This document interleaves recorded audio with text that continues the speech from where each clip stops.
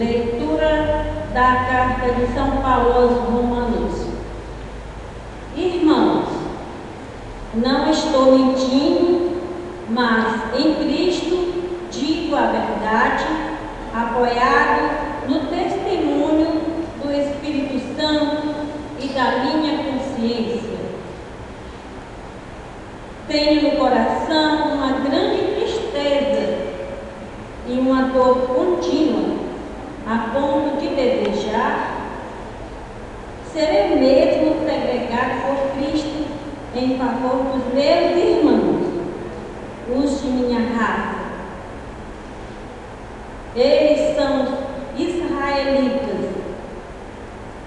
A eles pertencem a filiação adotiva, a glória, as alianças, as leis, o culto, as promessas e também os patriarcas.